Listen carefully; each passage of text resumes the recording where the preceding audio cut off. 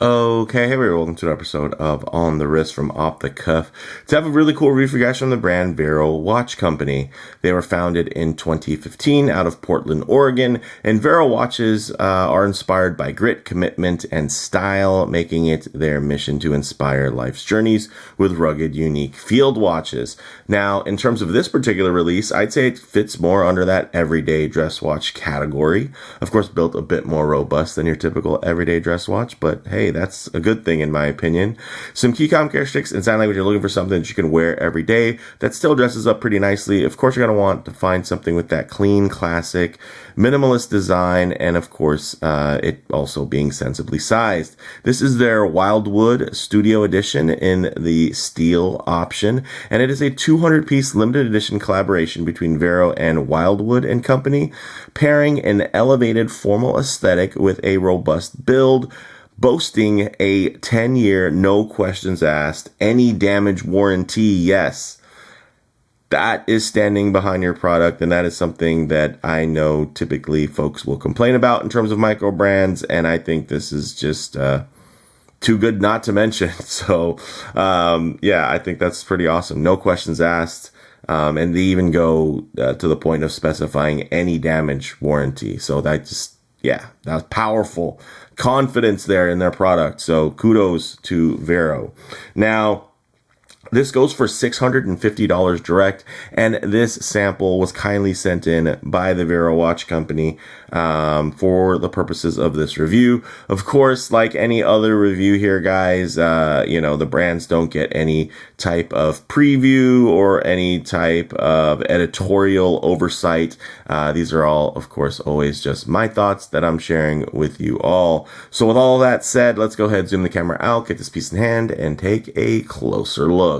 Okay, guys. Now, while typically known for their field watches, I too like when a brand will kind of step out of its comfort zone and offer something with just a bit of a twist.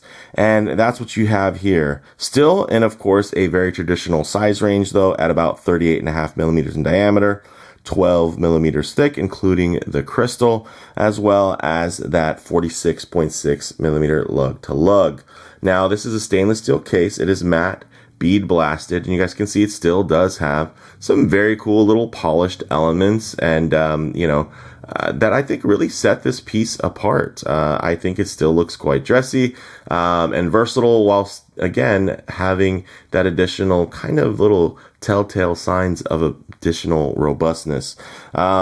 You are going to get a flat sapphire crystal with an anti-reflective coating on the underside. It does have this very cool fixed bezel there that is actually stepped, but then accented in a way with just the one high polish step there that I think really accentuates it in a very, very clean way. Now, this crown is screw down and signed with a little bit of their logo there. So very cool. And then inside, although you can't see it, underneath this nicely etched case back, which does help aid the additional thinness there, all in all. It's going to be your automatic Seiko Instruments NH38, which has a 41-hour power reserve, beats at 3 hertz or 21,600 vibrations per hour in terms of that beat rate. It's also US regulated, which is quite nice. Now, in terms of this dial here, you guys can see it has that nice dual finish matte brushed silver sector style to it. It has no date. It has applied indices. Very, very timeless. You have the polished leaf hands and then a blue seconds hand that I can't tell if it's thermally blued or it might just be a really good coating. I mean, at the price point, if this is thermally blued, that is awesome. So, it looks great. I mean, if you look at it, there's no blobs, there's no inconsistencies with the blue. So, let me know. I mean, maybe the coatings have just gotten that much better over the years. But I would say this is probably thermally blued, but not expected again, necessarily at this price point. So kudos to VERO. Now, in terms of the water resistance, it's 120 meters water resistance, and backed by this nice screw down crown, which is also well sized. So you're going to have more confidence inspiring interactions with this piece. Not necessarily because it's a threaded crown, but the fact that the threaded crown keeps the crown from popping out by accident. So it's going to engage all of the seals there that are in the stem that are, of course, in this screw down case back. So very, very nice. And again, it just adds to that kind of everyday functionality and versatility from a watch that is more on the dressy side without it being too formal. So I do like that. Now, getting into this strap, very nice. A bit thick, I'll say, although it does taper about 2 millimeters from the 20 millimeter lug width here down to, on its end side here to about 18 millimeters. It doesn't have any taper in the thickness, which, for me, makes it feel slightly less refined, but I would say that it does add a bit more, again, but that more robust feel. And then this Saffiano leather, I mean, look at it. It's Italian. It's beautifully done. It adds the right amount of texture. The tonality is beautiful in terms of it with this silvery dial that can be optically white depending when you're, in certain lighting, especially that matted portion. And then, of course, that blued second sand. I mean, this is great for blue jeans with maybe a white button up. And, this would look great, whether it be, you're fully cuffed down or you roll up your sleeves. I think this is definitely going to be that killer kind of casual sweet spot, which I really like. Also, it has a push button deployant clasp here with a little bit of perlage, nothing crazy or anything like that, but I will say having it set up like this does add to that refinement in terms of getting it and giving it that style, but also you're getting a little bit of capability there. So I do like that, and you guys can see everything comes together quite nicely. As you can see there, you have one fixed keeper, one floating. Everything lines up great. Creates that nice system here where it feels very secure on wrist. Of course, you might have a little bit more bulk than you're used to, especially considering that the thickness here is still it's still relatively thick. I mean, I want to say it's about 3.3 millimeters all the way through in terms of that strap. But the fact that they didn't use a regular tang buckle means that this is going to be a lot better managed. With a regular tang buckle, you would have to be, doing the kind of the ratcheting as you're sliding it through and feeding it through. Here, this is going to keep this, in much better condition, much longer in terms of when you're taking it on and off the wrist. You're not going to be creating any unsightly creases that can also, not just visually be no fun, but also can, affect the structure of your hardware there over time as, not the hardware, but the leather itself over time. Those little creases can, add points of weakness there with stress cracks and everything. So I think this is a very cool little well thought out situation. And with that said, let's actually get it on the wrist and see how it wears. Okay, guys, as you can see on my 7.5-inch wrist, or 19 centimeters in circumference, it's really well suited and I think quite versatile. Maybe a little bit thicker if you were going to use this as a dedicated formal dress watch. But again, I think for that everyday dressy aesthetic, this all comes together really quite nicely. And although my wrist is on the larger side of average at 7.5 inches, I'll say that it is, also a tall and round wrist, so it's not really wide, flat, and accommodating. So, when I'm looking at this and I see that 46.6 millimeter lug to lug, it does feel very, very manageable, and it does hug the wrist quite well. Of course, if I get my wrist a bit too close to the camera lens, you're going to get a fair amount of perspective distortion. Notice how the watch looks a lot larger. Of course, in relation to my wrist, it is larger on your screen right now because it's closer to the camera while filming. But if I keep my wrist lower, look at that. All of a sudden, you're seeing the sides of the overhang a lot more in terms of the strap. Look at that. So again, that is an issue with that perspective distortion because the focal length is not going to be the same as a human eye. So don't be fooled when everybody makes all of these really tiny vintage watches look so great on Instagram because they're so up close, you know, with a wide angle lens that's going to be built into your cell phone that it's going to make everything look larger, but then in real life, it's going to be actually a bit smaller. And unfortunately, I'm not a floating wrist. I'm a full human, and I do like my watches to feel good as well, you know, when I'm wearing them from my perspective at arm's length, not just for wristwatch checks. So what I'll do is keep my wrist nice and low and then tighten up the frame here so you guys can get still a detailed look, but just add a bit of a truer aspect ratio as to how this may lay on your own wrist. And check that out. Quite nice.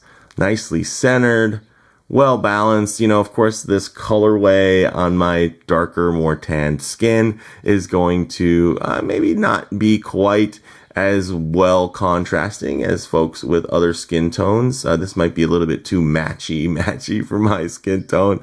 But I'll say that with the watch, it suits it really well. Looks great. I like the, you know, nice transitions. It's well executed. Of course, this is, you know, going to be, again, a more robust kind of field watch, but just with a dressier dial and handset.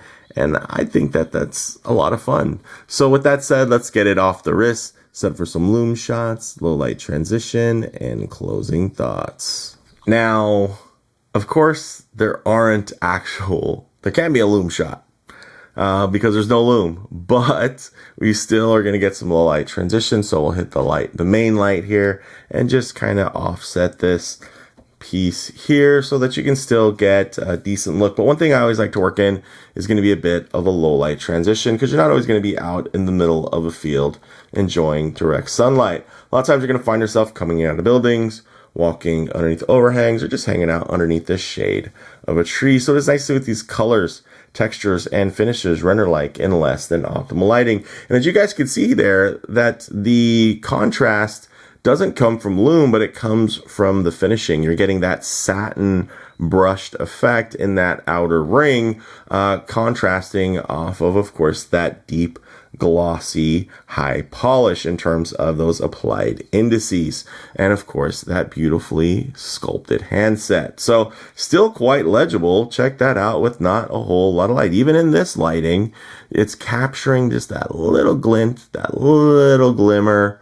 And I have to say, it works. It does the job ultimately. And yeah, that's what this watch's purpose is. It is leaning towards that dressier aesthetic. So yeah, I think that works. Won't spend too much time in that space though, because hey, this is going to be a watch that's meant to be seen in more well-lit conditions, not one that's meant to go with you down into the depths. So in terms of closing thoughts, guys, on the wrist, simple and well-balanced wear. It is thicker, you know, from the case at 12 millimeters, which isn't overly thick, but it'd be nice if it was around 10. And then the strap is quite thick with the 3.3 millimeter thickness as well, but again, it's proportionate to the case, and it also, you know, feels very well composed. It's still very comfortable and pliable paired to that deployant buckle, which helps with the wear experience. So numbers wise, maybe not you know, the most exciting when you're thinking of something within this space, but I will say in practice it does all come together. In terms of model variants, it's also available in a bronze variation. So you're going to have the kind of a golden dial with that, you know, bronzy golden colorway, which I think is very, very handsome. And then the fact that they used bronze instead of doing like a steel, you know, case, but then plating it or something like that. I think, again, it ties into that additional kind of feeling of robustness, and that kind of field inspired, injected, infused, you know, level of capability. So very, very cool. And you can definitely check their site links for current options and availability. Of course, this is a 200 piece limited edition, but with that, I mean, it's also quite niche. So, hopefully you guys are able to get your hands on these if you are interested. Now, in terms of comparable models, guys, dress watches are definitely making a comeback, but we're still pretty far away from a time where I'm able to easily reference even a handful of standout comparables. But do let me know which models you think would compare really well to this in terms of price, features, and execution. Like, with dive watches, with field watches, with explorer style, kind of everyday adventure watches, pilots watches. They're so abundant and ubiquitous that, it is easy to say, oh, there's this release, that release at these price points. Stuff like this, though, I do feel like it just walks a finer line. And ultimately, this space, although it is becoming more popularized, isn't quite fully mainstream again yet, but we can change that. And you can start that conversation down in the comments. So for me, guys, bottom line, personally, I do like the mashup of style and substance that this VERO Watch Company, Wildwood Company Studio Edition collab offers. A little bit of a mouthful in terms of the naming convention. But, while some collectors might struggle over dressing up something like a dive watch, I mean, I see it on Facebook all the time. Hey, can I wear my dive watch, or should I wear this other watch in a suit at a wedding, or to an interview, stuff like that. Instead of worrying about that, I just think that it's cool, and I do prefer to see brands take this route where they're building dressy watches, that are built tough enough for daily and I'd say even sporty wear. When you consider the fact that, this does have 120 meters of water resistance as well as a screw down crown. And I mean, most people, if even you're going to do any type of casual diving, not just swimming, you're going to go like 40 meters typically max. So something like this is very, very robust and I think quite flexible. You got that Seiko movement in there, which is going to be just a real trooper. So I think this is cool. Regulated in the US as well, from a brand that, again, known for field watches, and they're stepping out of their specialty and really adding something fun to their portfolio with this nice collaboration. So with all that said, let me know what you all think down in the comments below. If you like the video, please do like, and if you haven't already, please do subscribe for more content just like this. Thanks, guys.